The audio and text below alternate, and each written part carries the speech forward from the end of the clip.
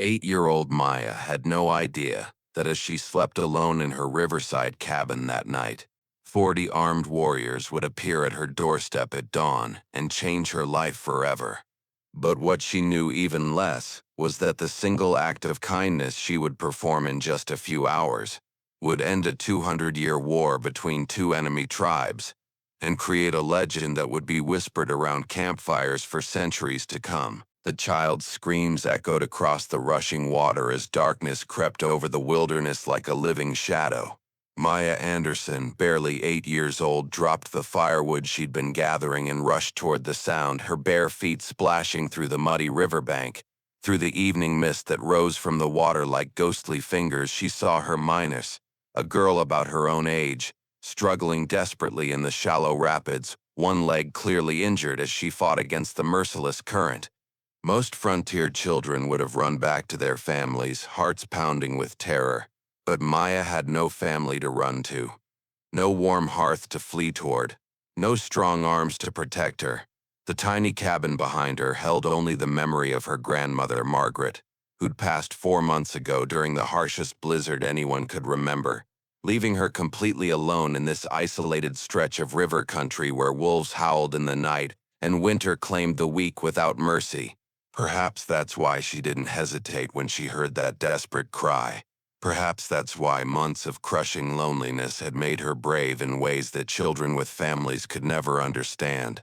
Perhaps that's why her grandmother's dying words echoed in her mind. Maya, child, sometimes the greatest courage comes from the loneliest hearts. But what Maya didn't know was that this moment had been prophesied 200 years ago by a dying medicine woman who spoke of a golden-haired child who would unite warring tribes with a single act of mercy. The native girl's dark hair was plastered to her face like wet raven feathers as she gasped and reached desperately for the far bank. Her leg, twisted at an unnatural angle that made Maya's stomach lurch, couldn't support her weight against the sharp stones that jutted from the riverbed like broken teeth. Each time she tried to stand, the current knocked her down again with brutal force, and Maya could see blood mixing with the churning water. Fear and agony filled the girl's eyes as she spotted Maya on the opposite shore, and for a moment that seemed to stretch into eternity, they simply stared at each other across the divide. Two children from different worlds, one drowning while the other watched, separated by more than just rushing water, separated by centuries of mistrust, warfare, and bloodshed. Maya had heard the stories whispered in town about native raids that came like death in the night, about children stolen from their beds and never seen again, about settlers found scalped and mutilated along these very riverbanks. Her grandmother had warned her countless times to stay away from their kind, had filled her young mind with tales of savagery and violence that made her shiver beneath her quilts. Standing there in the gathering darkness, watching a child fight for her life, all Maya saw was someone who needed help. All she heard was her grandmother's other voice, the gentle one that came out during bedtime prayers. The good Lord put us on this earth to help one another, Maya. Color of skin don't matter to him, and it shouldn't matter to us. Without another thought, Maya waded into the shockingly cold water that immediately stole her breath and made her gasp. The current grabbed at Maya's worn dress like grasping fingers, threatening to sweep her downstream toward the deadly rapids that had claimed 3 grown men just last spring. But she pressed forward step by treacherous step, her small hands stretched out for balance. The riverbed was treacherously slippery with moss-covered rocks that shifted beneath her feet, and twice she nearly lost her footing as she worked her way across the channel. But what Maya didn't know was that from the forest on both sides of the river, hidden scouts from 2 warring tribes were watching her every move, their hands gripping their weapons as they witnessed something they'd never seen before, a white child risking her life to save a native girl. When she finally reached the struggling girl, Maya could see the full extent of her injuries up close. The girl's leg was badly swollen and bent at an angle that nature never intended, probably broken in multiple places. Fresh cuts marked her arms where she'd been dragging herself through thorn bushes. Her breathing came in sharp, agonizing gasps, and her skin felt cold and clammy to the touch. The girl spoke in her native tongue, urgent, frightened words that Maya couldn't understand but recognized as pleas for help. Maya didn't need to understand the words to recognize the gratitude that flickered in those pain-filled eyes when she reached out her small hand.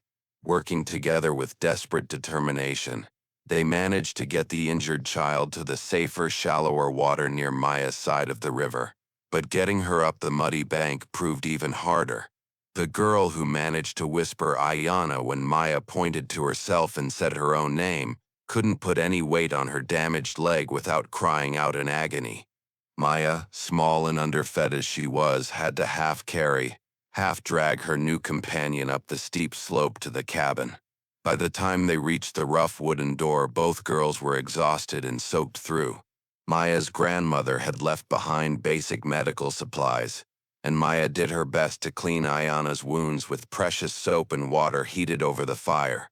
She fashioned a splint from wooden kindling and strips torn from her own petticoat, working with the careful attention her grandmother had taught her. The native girl endured the treatment with remarkable stoicism, only wincing when the younger girl had to reset what was clearly a broken bone. As the night deepened around the small cabin and the fire crackled in the stone hearth, Maya shared her meager supper of cornbread and wild berries, nearly half of all the food she had left. They sat by the flickering firelight that cast dancing shadows on the rough log walls, two orphans from different worlds, communicating through gestures and the universal language of kindness. Aiyana's fever had broken as the night wore on, and some color was returning to her cheeks. But what Maya didn't know was that Aiyana hadn't simply gotten lost during an innocent walk in the woods. She was the daughter of Chief Running Bear, leader of the most powerful Golden Eagle tribe in the entire territory, and 20 of his finest warriors had been searching for her since she'd disappeared 3 days ago during a dawn raid by their mortal enemies, the Black Claw tribe. Following her trail that led directly to this lonely cabin by the river, they were closing in fast. But what Maya also didn't know was that Chief Running Bear wasn't the only one searching for Aiyana. Shadow Wolf, the fearsome war chief of the Black Claw tribe, had also discovered the girl's trail and was approaching with 20 of his own deadliest warriors. For 200 years, these two tribes had fought over sacred hunting grounds, ancient burial sites, and matters of honor that had cost thousands of lives. And there was something else Maya couldn't possibly know. Aiyana carried within her the secret location of the legendary sacred spring, a hidden source of pure water that was said to cure any illness and grant long life to those who drank from it. Both tribes had been searching for this spring for generations. As Maya drifted off to sleep on the hard wooden floor, wrapped in her grandmother's threadbare quilt that still smelled faintly of lavender and wood smoke, she had no idea that the sound of approaching hoofbeats was already growing closer in the distance, not from one direction but from two. The first light of dawn crept through the cabin's single window like a reluctant messenger bringing news of fate. But it wasn't the sunrise that woke Maya from her exhausted sleep. It was the sound of horses, many horses, surrounding her small world like thunder rolling across the earth before a devastating storm. She sat up quickly, her heart hammering against her ribs like a trapped bird as the terrifying reality crashed over her in waves. Through the gaps in the wooden walls, she could see them, painted warriors on horseback, their faces stern and unforgiving in the pale morning light. Feathers danced in their hair, and weapons glinted at their sides with the promise of swift death. But what made Maya's blood freeze was the realization that these weren't just warriors from one tribe. Two distinct war paint patterns, two different tribal symbols faced each other across her small clearing. The Golden Eagle and Black Claw tribes, enemies for 200 years who shot each other on sight, stood in an uneasy circle around her tiny cabin, 40 warriors total, representing a powder keg of hatred ready to explode into violence. Aiyana stirred on the bed, her fever-bright eyes focusing on the sounds outside with growing recognition and terror. When she heard the familiar rhythm of her people's horses mixed with the war calls of their ancient enemies, her face transformed first with relief, then with pure horror. She tried to sit up, calling out in her native tongue words that sounded like both celebration and desperate warning to Maya's ears. Through the window, she could see two imposing figures dismounting from their horses with deadly purpose. Chief Running Bear of the Golden Eagle tribe, a man whose very name struck fear into the hearts of his enemies, and across from him the feared war chief Shadow Wolf of the Black Claw. Between them stretched 200 years of bloodshed, mistrust and hatred so deep it had become part of their very souls. Terror flooded through Maya's small body.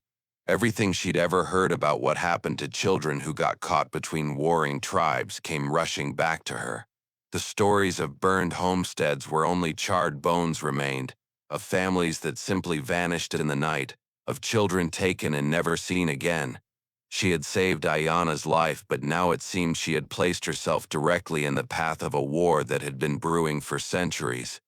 But what Maya didn't know was that both chiefs had strict codes about harming those who showed mercy to children, codes written in blood and honor that went back to the founding of their tribes. Aiyana must have seen the terror in Maya's face because she reached out with surprising strength despite her injuries, grasping the younger girl's hand. She spoke urgently, pointing to herself and then to the door, her meaning crystal clear. She would explain. She would tell them what Maya had done. The footsteps outside grew closer, deliberate and measured. Multiple sets of boots approached the door, and Maya could hear the low murmur of voices discussing something in two different native languages. The tones were serious, almost grim. But what Maya couldn't understand was that both chiefs were arguing not about whether to harm her but about which tribe had the right to claim her protection. In their cultures, saving a child created sacred bonds that transcended tribal boundaries. Aiyana struggled to her feet despite her injured leg, leaning heavily against the wall as she prepared to face her people and their enemies. She looked back at Maya with eyes that seemed much older than her 9 years, and in that moment both girls understood that everything would change when that door opened. The knock came like a thunderclap that seemed to shake the very foundations of the cabin. 3 sharp raps that echoed through the small space. But it wasn't the violent battering Maya had expected. It was controlled, almost respectful, as if they were requesting permission rather than demanding entry. Still, Maya's hand trembled as she reached for the wooden latch, knowing that her next decision would determine whether she lived to see another sunset. The door swung open to reveal not one but 2 of the most imposing men Maya had ever seen. Chief Running Bear stood nearly 7 feet tall, his broad shoulders blocking out the morning light. War paint streaked his weathered face in patterns that spoke of both sacred ceremony and deadly battle. His dark eyes held the kind of absolute authority that comes from leading warriors through life and death. Beside him, equally imposing, stood Shadow Wolf of the Black Claw tribe. Where Running Bear's war paint was golden and fierce, Shadow Wolf's was silver and black, marking him as a night warrior. The 2 men who should have been at each other's throats instead stood united in their focus on the small white child before them. But those fierce eyes immediately softened when they fell upon Aiyana. Chief Running Bear spoke a single word, what sounded like a name spoken with infinite relief, and Aiyana responded with a flood of words in their native tongue. Her voice was urgent but respectful as she gestured toward Maya, pointing to her bandaged leg, to the makeshift splint, to the empty bowl that had held their shared meal. But what Maya didn't understand was that Aiyana was also explaining how Maya had asked for nothing in return, had shared her only food without hesitation, had given up her only bed to a complete stranger.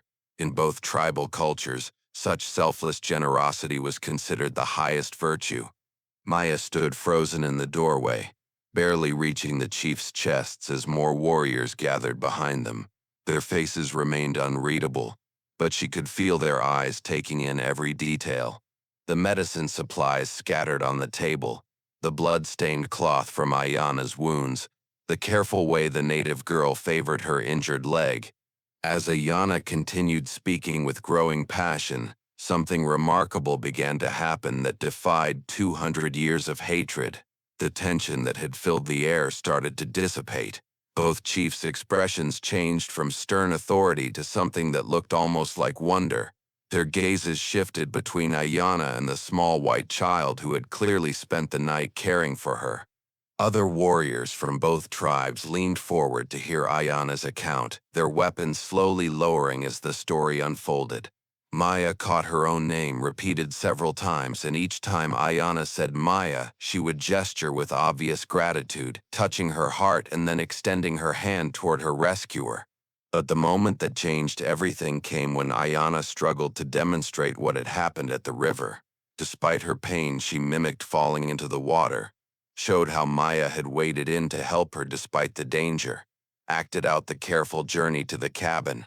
When she reached the part about the medical care, she lifted her splinted leg and spoke with such emotion that tears gathered in her eyes. What Maya didn't know was that Aiyana was also revealing that Maya had clearly been alone, with no family to protect her, yet had still chosen to help a stranger. In both cultures, protecting orphan children was considered a sacred duty. Chief Running Bear listened to every word, his weathered face growing more thoughtful with each detail. When his daughter finished her account, he turned his full attention to Maya. For a long moment, he simply studied her, this tiny orphan girl who had risked her own safety for a stranger. Then he did something that shocked everyone present. The great chief knelt down on one knee, bringing himself to Maya's eye level. In halting but clear English, he spoke his first words to her. "You saved my heart." He placed his hand over his chest, then gestured toward Aiyana. "My daughter, my heart, you saved." Shadow Wolf, watching this unprecedented display, also knelt beside his ancient enemy. In equally careful English, he added, "You show us, old way, child in need, tribe not matter, only kindness matter." The warriors behind them exchanged glances of utter amazement. Their chiefs, men who had spent lifetimes fighting each other, were kneeling together before a child. Chief Running Bear reached into a leather pouch at his side and withdrew something that made his warriors gasp audibly. It was a medallion unlike anything Maya had ever seen, carved from what looked like sacred stone and strung on a cord of braided horsehair. The intricate symbols etched into its surface seemed to tell an ancient story of protection and honor. But what made the moment even more extraordinary was when Shadow Wolf reached into his own pouch and withdrew what appeared to be the other half of the same medallion. "Long ago," Chief Running Bear said slowly, holding his half of the medallion between them, one medallion broken in two, war began. Brothers became enemies, never together since. His English was careful but determined. "Medicine woman say, someday, child come, bridge between worlds, make what was broken, whole again." Shadow Wolf held up his half with hands that shook with emotion. "You bring enemies together, make what was broken, whole again." And 200 years of blood. What Maya didn't know was that these medallion halves were created during the last peace between the tribes, blessed in a ceremony that lasted 7 days. Legend said that when the medallions were reunited by an innocent heart, the war would end, and a new era of peace would begin. Aiyana's eyes widened in shock as she realized what was happening. She spoke rapidly to both chiefs in her native tongue, her voice filled with disbelief and awe. But the chiefs raised their hands for silence. Running Bear continued, looking directly into Maya's eyes. "You have no family. We have no daughter like you. But heart knows truth, spirit knows kindness." He paused as Shadow Wolf nodded in agreement. "You are sister to Aiyana now, daughter to both tribes." First time in 200 years, Golden Eagle and Black Claw agree. The medallion halves felt warm in Maya's small hands as both chiefs placed them around her neck together. The moment they settled against her chest and touched each other, she felt something shift in the air around them. The warriors who had seemed so threatening just moments before now looked at her with expressions of respect and acceptance. "Alone is dangerous," Running Bear said, gesturing toward the isolated cabin. "Winter comes soon. No family to help, no protection." He stood to his full height. "You come with us. Learn our ways. Aiyana learns your ways. Both daughters now." Shadow Wolf nodded. 2 tribes, 1 daughter, new way. Maya's mind reeled. Everything she had ever known. This cabin that held every memory of love she'd ever experienced, her grandmother's presence in every corner, was being offered up for something completely unknown. The fear of abandoning her past warred with the terror of facing another winter alone. Aiyana struggled to her feet, taking Maya's hand with gentle strength. Come, sister. Safe, warm family. Never alone again. The word family hit Maya like a physical blow. She hadn't truly belonged to anyone since her grandmother's death. The loneliness that had been her constant companion suddenly felt unbearable in the face of this unexpected offer of connection. Chief Running Bear seemed to sense her hesitation. No, choose now, he said gently. Time to think, but also, he looked around the empty cabin. We not wait long for decision. Danger comes. As if summoned by his words, a cold wind suddenly swept through the open door, carrying with it the scent of snow from the distant mountains. Maya shivered, remembering how hard the previous winter had been. Other dangers come soon. Soldiers look for Aiyana's trail. Find tracks to cabin. Better not be here when they come. The warning about soldiers sent ice through Maya's veins. She had heard stories about cavalry patrols that treated any contact between settlers and natives as conspiracy. How long? Maya managed to whisper. One of the warriors spoke urgently to both chiefs. Their expressions darkened.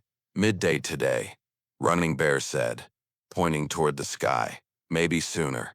The reality crashed over her. Stay here and face interrogation from soldiers who would see her kindness as treachery or leave everything behind for a world completely unknown. Aiyana squeezed her hand tighter, then limped toward the small collection of items that represented Maya's entire life. Her grandmother's quilt, a wooden doll, a few precious books, and the tin box containing her grandmother's wedding ring. With careful movements, Aiyana began gathering these treasures, speaking softly to both chiefs. They nodded and gestured to several warriors, who immediately moved to help pack Maya's belongings with surprising gentleness. You bring grandmother's spirit, Chief Running Bear said, watching as they wrapped the quilt carefully. Honor ancestors, we understand this. Shadow Wolf added. Both tribes honor the old ones. Your grandmother's spirit welcome. What if I can't learn your ways? What if I don't belong? Maya asked. For the first time since arriving, both chiefs smiled. Running Bear spoke first. Aiyana could not cross river alone. You teach her strength. She teach you belonging. Both learn together. Shadow Wolf nodded. Tribes learn too. First time in 200 years we learn together. The sound of distant hoofbeats suddenly echoed across the valley. The warriors immediately stiffened, hands moving toward their weapons. Both chiefs' smiles vanished. Soldiers, Running Bear said grimly. Time to choose is now.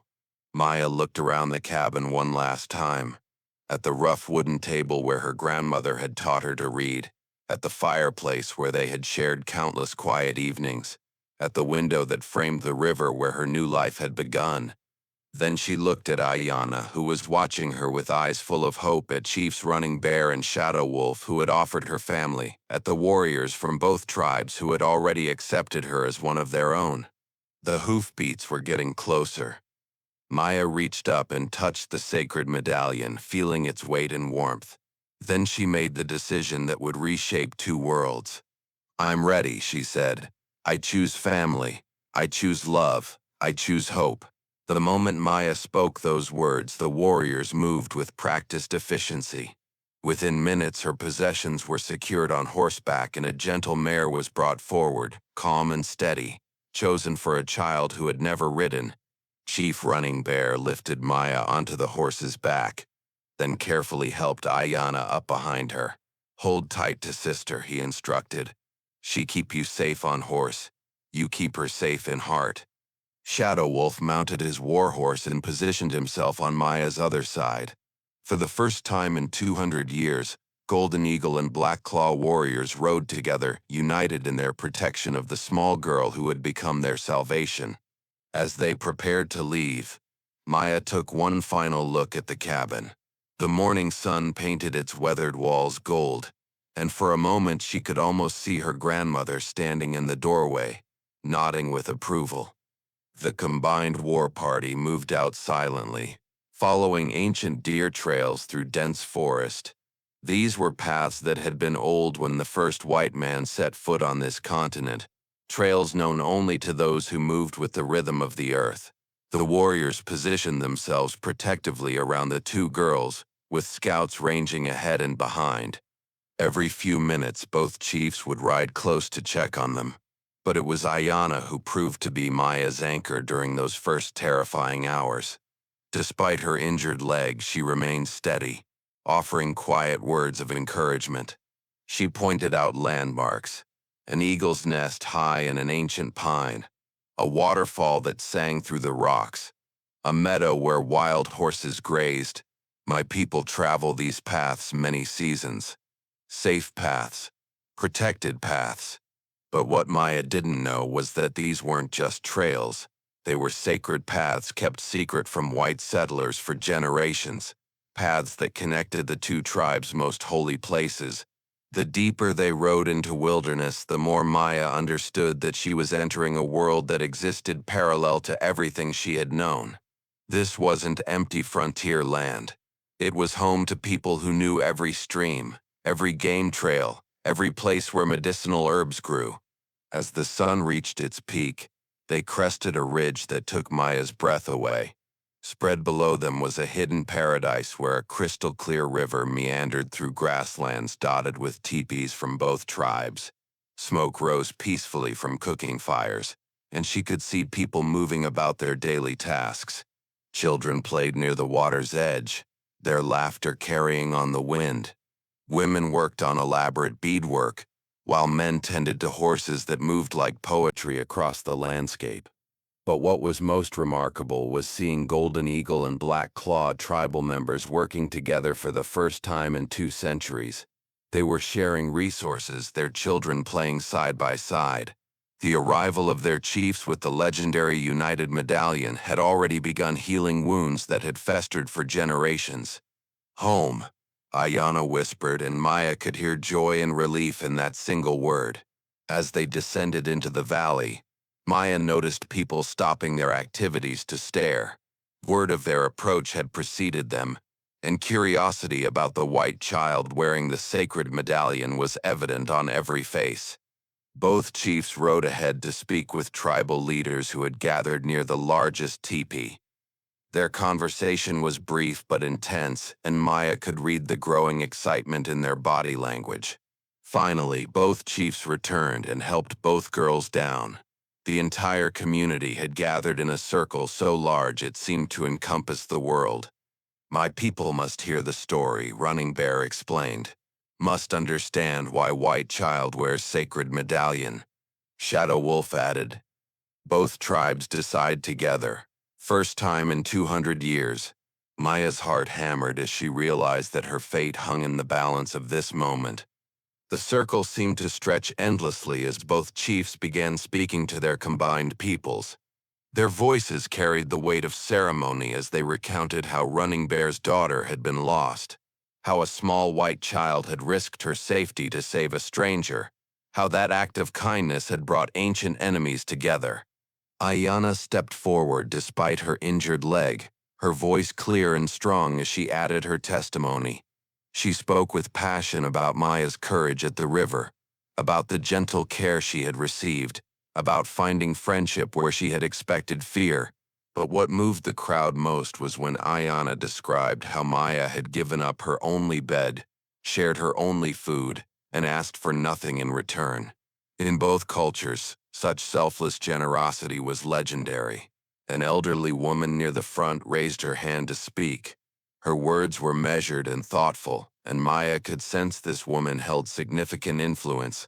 What Maya didn't know was that this was Grandmother Singing Bird, the most respected elder from the Golden Eagle tribe, whose own grandmother had witnessed the original breaking of the medallion 200 years ago.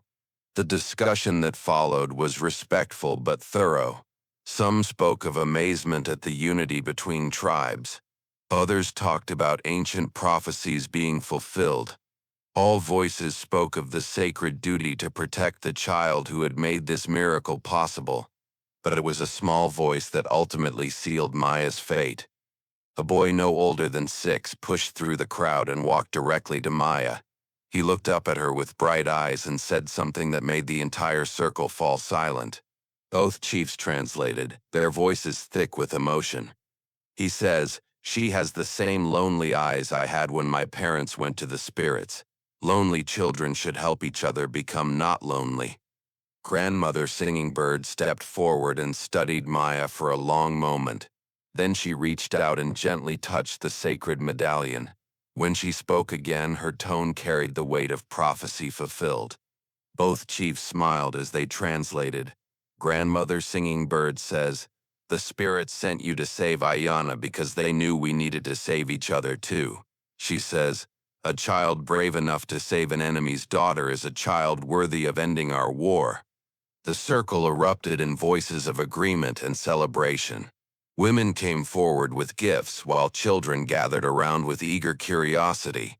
Men from both tribes nodded their respect for the young girl who had shown such courage. What Maya didn't expect was the ceremony that followed. As the sun began to set, both tribes conducted their first joint ritual in 200 years, officially adopting Maya as daughter of both peoples and declaring her the living bridge between their worlds. Sacred drums began to beat, while dancers moved in patterns that told the story of unity triumphing over division. Elders chanted prayers in languages older than memory, calling upon their ancestors to witness this moment when the broken became whole again. Maya found herself at the center, no longer afraid but filled with wonder. She was painted with symbols that marked her as belonging to both tribes, given names in both languages that meant Bridgewalker and Peacebringer, blessed with ceremonies that bound her to these people with ties stronger than blood. As the stars appeared overhead, Maya sat by the great fire, Aiyana beside her like the sister she had never had, surrounded by the sounds of families from both tribes, sharing stories, food, and laughter. The sacred medallion caught the firelight and seemed to pulse with life, and she understood now that it represented more than honor. It was a promise of peace that would last for generations. The lonely cabin by the river felt like a memory from another lifetime. Here in this place where two worlds had learned to meet in friendship, where ancient enemies had become family, both girls had found something more precious than safety. They had found home in its truest sense. Not a place, but a feeling of belonging that would warm their hearts forever. And as Maya whispered a prayer of gratitude to her grandmother's spirit, she knew that sometimes the greatest adventures begin with the simplest act of kindness, and sometimes a child's brave heart can heal wounds that have festered for centuries. But what Maya didn't yet know was that her story would be told around campfires for generations to come, inspiring other acts of courage and kindness that would continue to build bridges between different peoples across the vast frontier. The war was over. The healing had begun. And it all started with one small girl who chose to save a life instead of saving herself, who chose hope instead of fear, who chose love instead of hate, on a night when destiny came calling by the river. In years to come, when Maya was grown and had children of her own, she would tell them about the night that changed everything. She would speak of her grandmother's wisdom, of Aiyana's courage, of chiefs who chose peace over pride. And she would teach them the greatest lesson of all, that every act of kindness, no matter how small, sends ripples across the world that can change the course of history itself. The stars shone down on the hidden valley where two tribes had become one family, where a lonely orphan had become a beloved daughter, where an ancient prophecy had been fulfilled by the purest heart of all, the heart of a child who simply wanted to help.